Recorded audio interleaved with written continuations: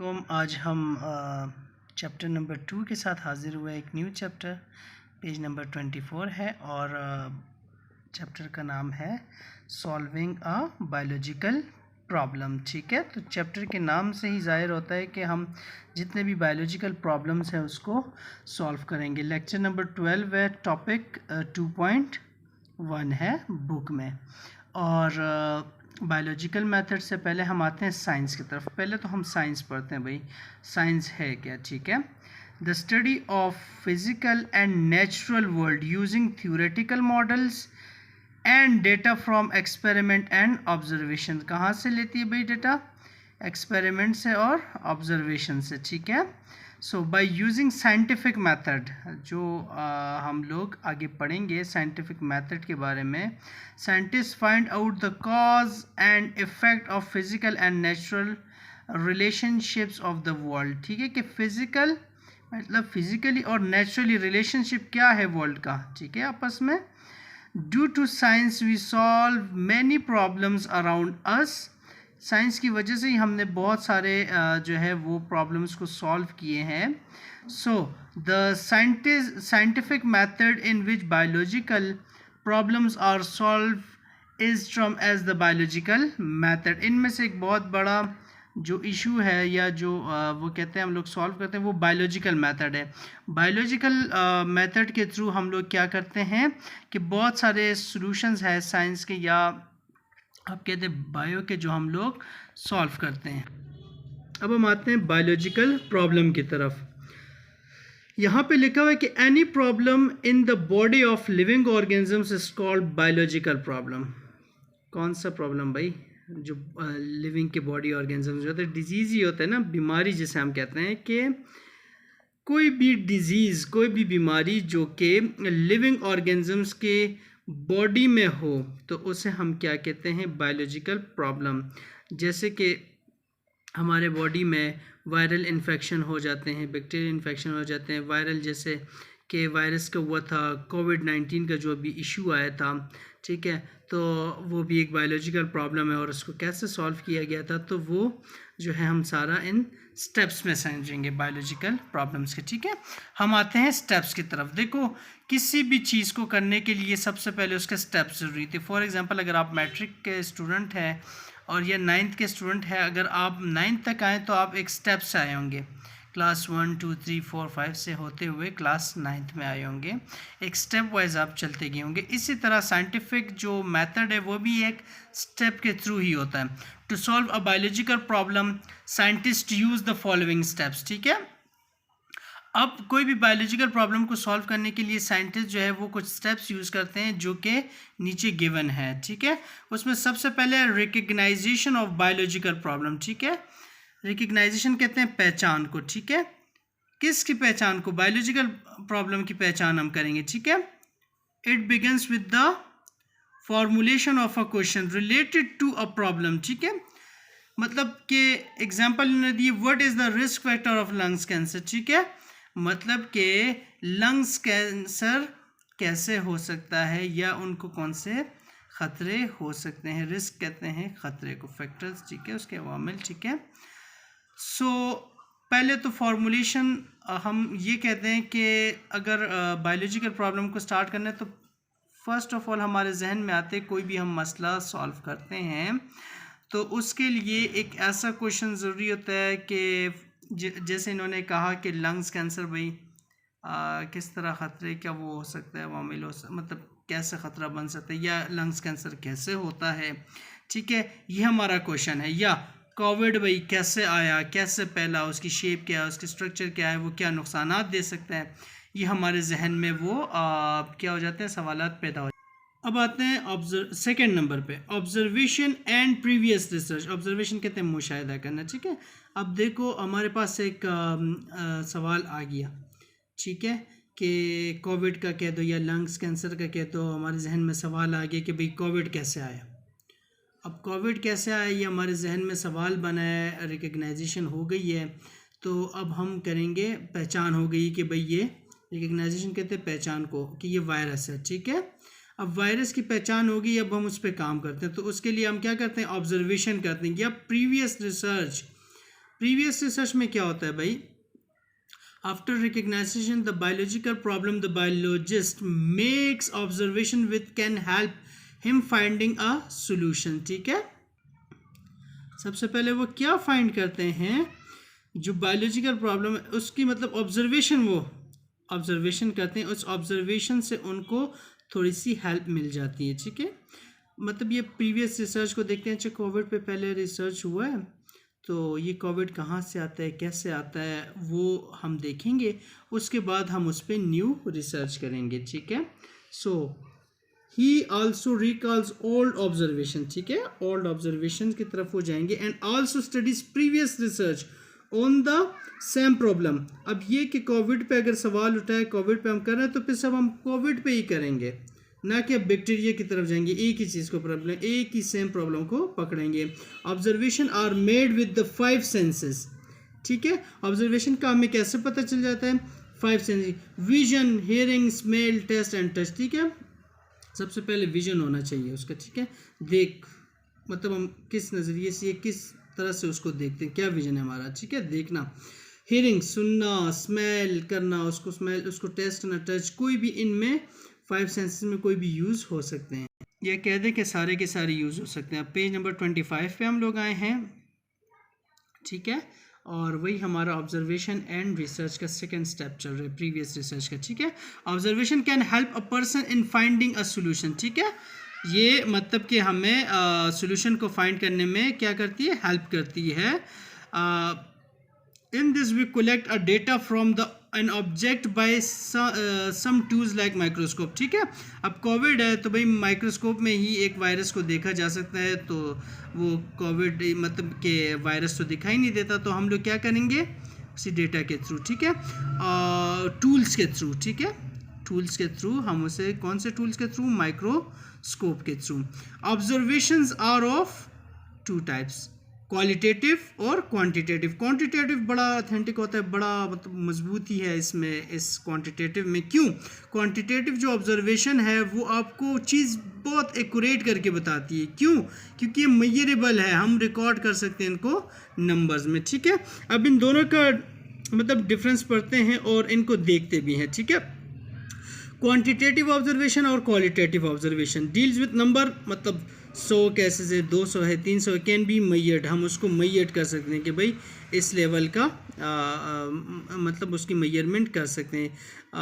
जैसे नंबर्स में हम कहते हैं 1 2 3 4 5 में, इनमें डील्स विद नंबर था, इनमें डील्स विद डिस्क्राइब, हम उसको सिर्फ डिस्क्राइब कर सकते हैं। ठीक है, वो ठीक भी हो सकता है, वो कुछ हद तक गलत भी हो सकता है। Can be observe but not major. ठीक है, हम सिर्फ उसकी ऑब्जर्वेशन कर सकते हैं। ठीक है, एक मुशाहिदा कर सकते हैं, एक ऑब्जर्वेशन, हाँ यार इस तरह हो सकता है, लेकिन मैयर उसको नहीं कर सकते। सो ये देखो पहले शुरू के 2 पॉइंट इसके बड़े मजबूत हैं। For example length, height, area, temperature, volume, weight, कुछ भी, कॉस्ट, कुछ भी हम उस पर कर सकते हैं कि यार इस पर इतनी कॉस्ट लगनी है या लग चुकी है, या फॉर एग्जांपल इसके लिए इतनी टेम्परेचर रिक्वायर्ड है किसी भी चीज़ को, या इतना वॉल्यूम या लेंथ, या हम कहते हैं कि भाई इतने लोग हैं विद नंबर्स, इतने लोगों का हमने कोविड टेस्ट किया, उसका ये नतीजा है। ठीक है, लेकिन इनमें क्या है कि कलर, टेक्सचर, साख्त को हम कहते हैं, ठीक है, स्मेल, टेस्ट वगैरह, ठीक है, ये वो चीज़ें जो मैयर नहीं की जा सकती। अब हम आते हैं थर्ड हाइपोथेसिस की तरफ। हाइपोथेसिस क्या होता है, अब उर्दू में कहें तो मफरूज़ा इसे कहते हैं। फॉर एग्ज़ाम्पल मैं आपको सिंपल वर्ड में समझाता हूँ कि जो सजेस्टेड आंसर होता है, वो आंसर जो कि सजेस्ट किया जाता है कि भाई ऐसे हो सकता है। ठीक है, कोविड मतलब कि ये अभी वाला जो कोविड है, जो इससे अगला आने वाला कोविड है, वो उससे बहुत ख़तरनाक हो सकता है। ये एक सजेस्टेड आंसर है, लेकिन वो बाज़-औक़ात ट्रू भी हो सकता है और बाज़-औक़ात फॉल्स भी हो सकता है। कुछ गुड कैरेक्टर्स जो मतलब हम हाइपोथेसिस में देखते हैं कि भाई ये कैरेक्टरिस्टिक्स है जो गुड हाइपोथेसिस के। ठीक है, ये ऑब्जर्वेशन पे बेस्ड करता है, जो प्रीवियस रिसर्च हम लोगों ने की थी उस पर बेस करता है। ये थ्रू एक्सपेरिमेंट, आगे आने वाले स्टेप्स में हम एक्सपेरिमेंट में जब हम जाते हैं ना, तो वहीं से हमें पता चल जाता है कि भाई हमारी हाइपोथेसिस कैसे थी। It is propose by statement to the answer of the problem. ठीक है, वो जो स्टेटमेंट होती है उसका एक प्रॉपर आंसर जो है वो प्रॉब्लम का दिया जा सकता है। There is always a way to disprove the hypothesis after experimentation. और एक और भी चीज़ है कि इसमें ऑलवेज हमेशा यही होता है कि इसको disprove the hypothesis after experimentation, ठीक है। अब क्या होता है कि जो पिछला हाइपोथेसिस होता है उसको डिसप्रूव भी किया जा सकता है, न्यू हाइपोथेसिस क्या लिया जो और है उसको भी डिसप्रूव किया जा सकता है, किससे, जो न्यू आने वाला हाइपोथेसिस होता है। मतलब कि साइंटिस्ट भी जो है वो एडवांस चीज़ों की तरफ जाती है कि जितनी भी एडवांस चीज़ें वो किया जा सके फॉर मैन काइंड, बेहतरी के लिए, ठीक है।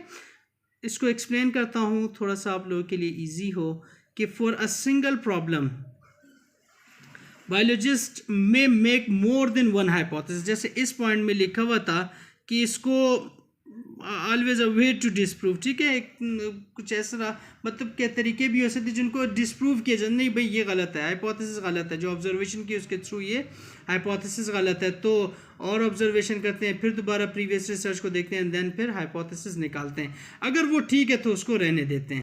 नेक्स्ट पेज नंबर 26 पे जाते हैं। तो there is a need to test all the hypotheses for the selection of true one, ठीक है। सो उसमें से टेस्ट किए जाते हैं कि जो हाइपोथेसिस ठीक है उसकी सिलेक्शन की जाती है।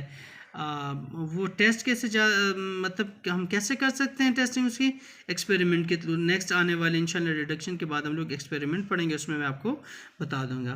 Before going to experimentation a biologist will make deduction for each hypothesis, ठीक है।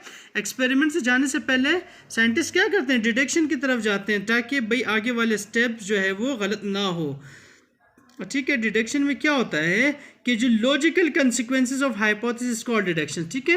मंतकी नताइज, लॉजिकल कंसिक्वेंस, एवी टुल्ला नहीं मारते कि यार ये हो जाएगा, नहीं, लॉजिकल आंसर देते हैं, ठीक है। कंसिक्वेंस नताइज वो नताइज देते हैं जो लॉजिक हो, जिसमें कि भाई ये काम हुआ है, ठीक है।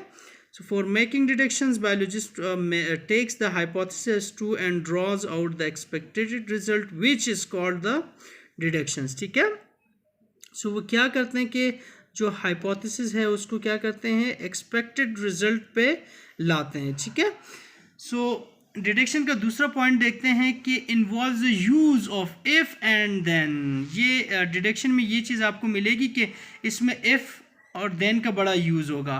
फॉर एग्जांपल इन्होंने दिया कि if all birds have wings, अगर सारे परिंदे उनके पास पर हैं, पर विंग्स, ठीक है, then pigeon is a bird. तो फिर कहते हैं कि पीगन जो है वो बर्ड है क्योंकि उसके पास भी विंग्स है, ठीक है। एक बड़ा ज़बरदस्त किस्म का इन्होंने आंसर दिया हुआ, एग्जांपल दी हुई है, ठीक है। अब हम आते हैं एक्सपेरिमेंट की तरफ जिस पे हम बात कर रहे हैं। एक्सपेरिमेंट क्या कहते हैं कि देखो हम कोई भी एक्सपेरिमेंट किसे कहते हैं कि इसमें मेरा एक्सपेरिमेंट है, इसमें मैंने एक्सपेरिमेंट किया हुआ है, ठीक है। पीछे चीज़ों को रिसर्च की होगी, ऑब्जर्वेशन की होगी, ठीक है, ये सारी चीज़ें आपने देखी कि फिर एक्सपेरिमेंट होता है, ठीक है। एक्सपेरिमेंट में हम क्या करते हैं कि इन्वेस्टिगेशन करते हैं, ठीक है।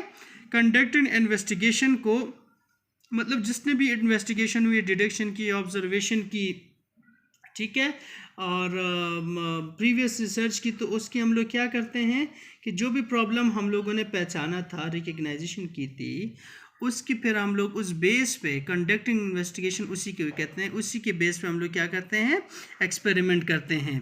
In this a scientist can verify the data of hypothesis, ठीक है। इसी के थ्रू क्या करता है साइंटिस्ट जो है वो हाइपोथेसिस के थ्रू उस डेटा को क्या करता है, वेरीफाई करता है, ठीक है, पहचानता है, ठीक है।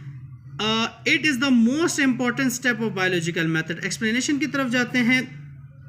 एक्सप्लेनेशन में हम लोग पढ़ते हैं कि biologist performs experiments and check the deductions on his hypothesis, ठीक है। सबसे पहले तो जो एक्सपेरिमेंट में परफॉर्म होते हैं वो सबसे पहले डिडक्शन को चेक किया जाता है। कौन से डिडक्शन को, जो हाइपोथेसिस में हुए थे। हाइपोथेसिस कहाँ से, ऑब्जर्वेशन और प्रीवियस रिसर्च से लिए गए थे, ठीक है। So if the hypothesis prove correct then it is the accepted and proves to be incorrect then it is be rejected. क्यों, अगर वो प्रूव होता है कि ठीक है भाई हाइपोथेसिस ठीक है, ठीक है, सो उसको आगे कैरी किया जाता है, लेकिन उसके लिए प्रूफ चाहिए होता है। और अगर वो मतलब कि हाइपोथेसिस ही गलत हो, उसमें कोई शक व शुबात हो और आगे साइंटिस्ट उस पर एग्री नहीं करे तो उसको रिजेक्ट कर दिया जाता है। सो लास्ट पेज है इस टॉपिक का, और इसमें हम लोग पढ़ रहे थे एक्सपेरिमेंट के बारे में, ठीक है। सो एक्सपेरिमेंट में हम लोगों ने बहुत सारी चीज़ें पढ़ी। उसके बाद जो तीसरा पॉइंट है वो ये है कि accepted hypothesis biologists perform further experiment confirm the correctness of hypothesis। और भी फर्दर वो लोग क्या करते हैं, एक्सपेरिमेंट करते हैं ताकि जो करेक्टनेस है हाइपोथेसिस की वो और भी बेहतर हो, वो और भी ठीक हो, कंफर्म हो जाए, ठीक है। अगर result, if the result of experiment do not support any hypothesis then a new hypothesis are developed and tested, ठीक है। अगर वो रिजल्ट उससे नहीं निकल रहा उस एक्सपेरिमेंट से, तो फिर क्या करते हैं, न्यू हाइपोथेसिस को लिए जाते हैं, न्यू हाइपोथेसिस किए जाते हैं, फिर प्रीवियस रिसर्च को देखा जाता है, फिर उसके और जो पॉइंट्स चेंज करने होते हैं वो लोग करते हैं, ठीक है। कंक्लूजन एंड रिपोर्टिंग सबसे लास्ट पॉइंट है भाई। कंक्लूजन कहते हैं नतीजे को, और रिपोर्टिंग आप लोग पता है कि जैसे रिपोर्ट आते हैं, कोई भी टेस्ट करते हैं हम, उसका रिपोर्ट आता है। फॉर एग्जांपल कोविड के टेस्ट कर लिया, नेगेटिव आया या पॉजिटिव आया, ठीक है। कोविड पॉजिटिव आया तो मतलब इसको कोविड है, नेगेटिव आया तो मतलब ये ठीक है, ठीक है। So biologist collect data from his experiment and analyse its statistically to reach some conclusion, ठीक है।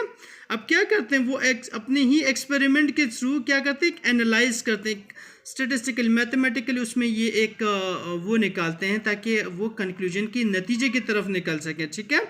जैसे कि शुगर का टेस्ट करते हैं, फॉर एग्जांपल आपका शुगर है यानी हाँ हाई है या लो है, ठीक है। फिर हार्ट का करते हैं, ठीक है।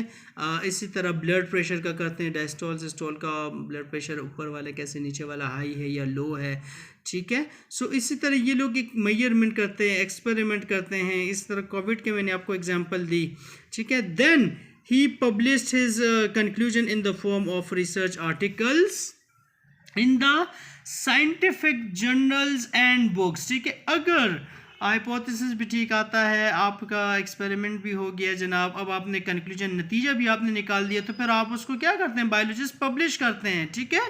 बायोलॉजिस्ट जो है वो अपने उसको रिसर्च को जो है वो उन्होंने जो किया होता है उसको क्या करते हैं, पब्लिश करते हैं, ठीक है। किसके थ्रू, आर्टिकल्स लिखते हैं और बुक्स लिखते हैं उस पर, ठीक है। जैसे हमें बहुत सारी बुक्स मिलती है, ये फलाना आर्टिकल है, ये इस साइंटिस्ट का इन्होंने लिखा है, इस तरह ऑब्जर्वेशन की थी, इस तरह इनका एक्सपेरिमेंट था, इस तरह इन्होंने कंक्लूजन निकाली थी, ठीक है। सो वो उस पर एक्सप्लेन किया जाता है। और दूसरी बात, वो he also present his conclusion in science seminars at national and international level, ठीक है। जैसे कि बहुत सारी यूनिवर्सिटीज़ में कॉन्फ्रेंसेस होती है, बाहर से डॉक्टर्स आते हैं, साइंटिस्ट आते हैं, रिसर्चर्स आते हैं, वो सेमिनार्स करते हैं ताकि जो यूनिवर्सिटी के स्टूडेंट्स हैं वो भी समझें। स्कूल जाते हैं, कॉलेजेस जाते हैं ताकि इनकी एक्टिविटीज़ हो, अपने बुक शो कर सकें, अपने रिसर्च शो कर सकें, एंड देन उसका जो है कोई भी प्रॉब्लम्स हो उसका एक सोल्यूशन निकाल सके, ठीक है। So thank you so much. मेरी मज़ीद वीडियो देखने के लिए मेरा चैनल ज़रूर सब्सक्राइब करें। इंशाल्लाह आपको आगे इसी तरह वीडियोस 8 to FSC बायोलॉजी की मिलती रहेगी। मेरे चैनल को सब्सक्राइब करेगा। कोई भी इशू हो तो मुझसे इस नंबर पे आप लोग कांटेक्ट कर सकते हैं और मुझे मैसेज कर सकते हैं व्हाट्सएप पे, ठीक है। मैं आंसर देने के लिए तैयार हूँ, या यूट्यूब नीचे कमेंट्स कर सकते हैं, ठीक है। और मैसेज मैंने लास्ट में दिया हुआ है कि मेहनत कर हसद ना कर। इसका मतलब ये है कि आप सेल्फ मेड बनो, अपनी मेहनत खुद करो, किसी से हसद ना करो कि भाई कौन क्या कर रहा है, कौन क्या नहीं कर रहा। आप खुद सोचो कि आप खुद क्या कर सकते हो। सो आज की वीडियो के साथ इतना ही था। मुझे इजाज़त दीजिए कि इंशाल्लाह नेक्स्ट वीडियो में मिलते हैं। अल्लाह हाफ़िज़।